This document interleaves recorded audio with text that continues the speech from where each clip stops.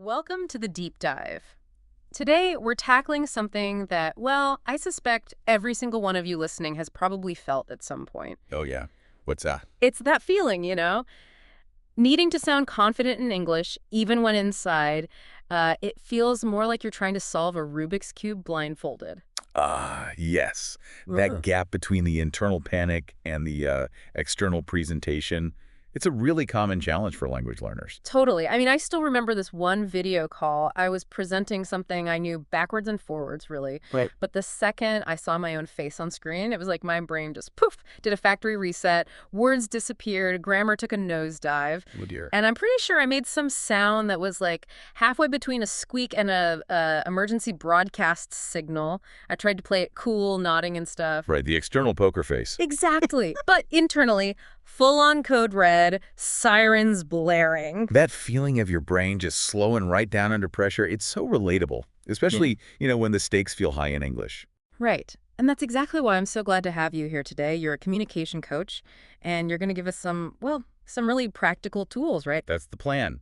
Strategies to help project that confidence, even if internally things feel a bit shaky. Yeah, we're calling it our confidence illusion toolkit for this deep dive, like actual techniques you can use to sound more sure of yourself no matter what's going on inside. I like that framing. It's about actionable steps, things you can do, rather than just trying to magically feel more confident on the spot. Okay, great. So let's crack open this toolkit. What's the first tool we should grab? Well, the first one might seem a little surprising. It actually happens before you even say anything. Oh, intriguing. It's using power posing, but crucially, in private. Power posing, huh? I think I've heard of that. But you're not saying we should, strike a Superman pose mid-meeting, are you? Definitely not. Keep the superhero stuff for before you walk in or before the call starts. Okay. But the idea, and there's some interesting research behind this, is that adopting these sort of open, expansive postures for just a minute or two beforehand. Like standing tall, shoulders back. Exactly. It can actually trigger physiological changes. Think hormones linked to feeling more assertive, and it can lower stress hormones too. It's a physical tweak for a mental boost. Huh. Interesting. So like a quick private psych up before you jump in. I can see how that might help. Okay, what's next in the kit? The next really vital piece is about mastering strategic silence and pauses. Silence. The thing that feels terrifying when you're nervous. Right.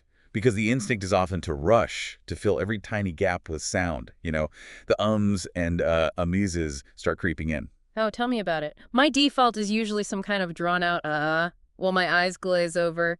Not exactly a power move. Not quite the impression we want. So instead, think about using pauses deliberately. Okay. Oh. Like before you answer a question, just take a quiet breath, short one. Or if you're making a key point, pause just slightly before you say it. Right, for emphasis. Exactly. It gives you that split second to organize your thoughts, and it tells the listener, hey, I'm thinking carefully about this.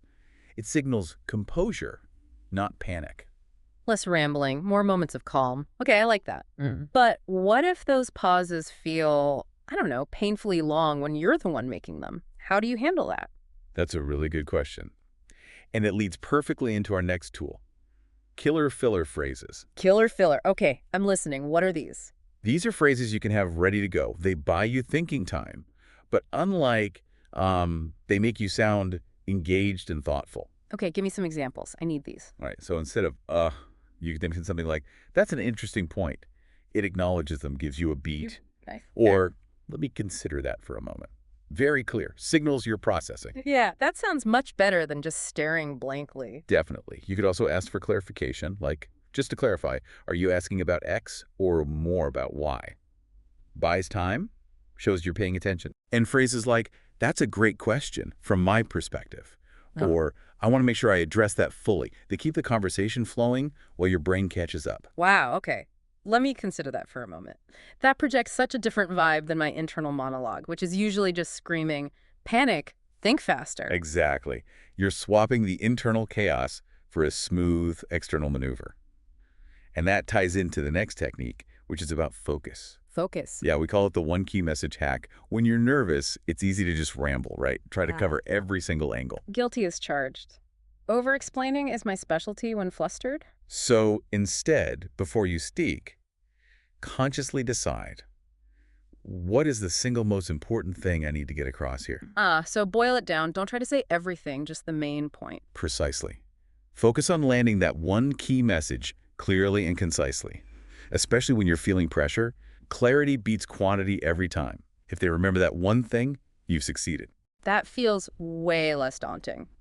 Okay, so we've got private power posing, strategic silence, killer fillers, one key message. What's the final piece for this section? The last core tool here is about voice control. And don't worry, you don't need Morgan Freeman's voice for this. Okay, good. It's about three things. First, speak clearly, articulate, don't mumble. Seems basic, but it makes a huge difference. Right, enunciate. Second, moderate pace. Not too fast, which sounds nervous, but not too slow, which can sound hesitant. Find that comfortable middle ground. Okay, steady pace. And third, and this is subtle but powerful, use downward intonation for statements. Downward intonation. Yeah. When you make a statement, let your pitch drop slightly at the end if it goes up.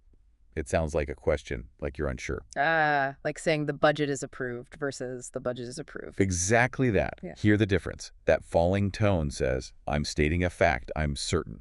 It conveys conviction. Wow, Right. Okay. Intonation. Never really thought about it consciously like that, but yeah, it makes a huge difference.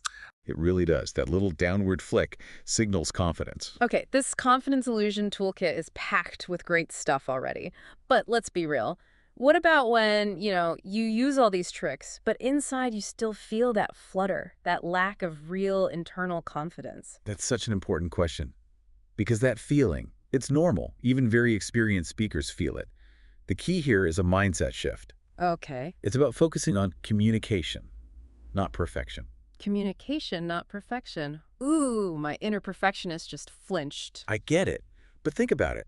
What's your actual goal when you're speaking English, say in a meeting or just chatting? Is it to give a flawless, award-winning performance? Well, no, I guess it's to get my point across, connect with the person. Exactly. It's about connection and conveying your message effectively. People value clarity and, honestly, just genuine interaction far more than perfect grammar or a native-like accent. So I don't need to stress about every little preposition or finding the absolute perfect word. Honestly, no. Trying to be linguistically perfect often just makes the anxiety worse. Shift your focus. Is my message being understood? That's the real goal. Okay. And remember, even native speakers use filler words. They pause, they misspeak, they backtrack. It's totally normal. Give yourself that same grace. Permission to be human, basically, even when speaking another language. Precisely.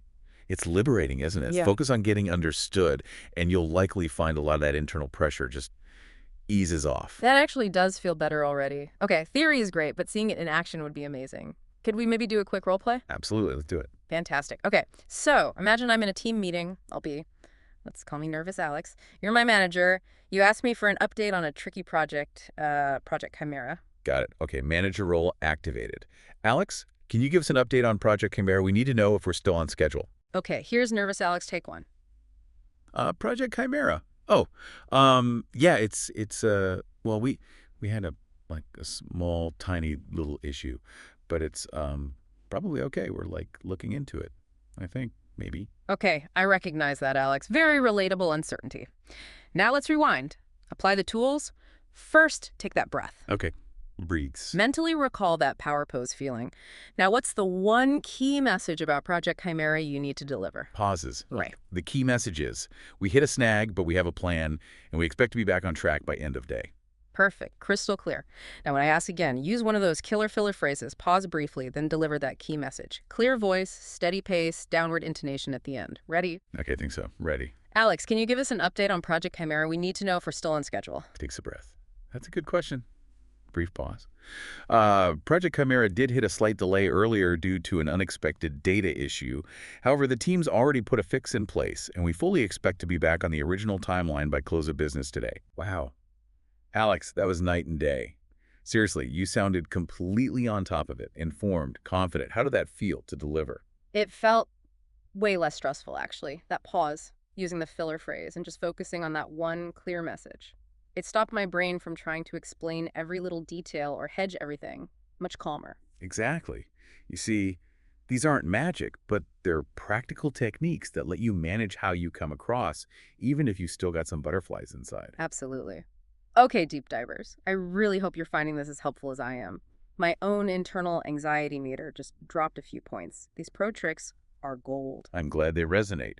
And remember, it's about practice. Even small steps, trying one thing consistently, makes a real difference over time. Right. So let's quickly recap that confidence illusion toolkit. We started with the private power pose before you start, then using strategic silence and pauses instead of rushing.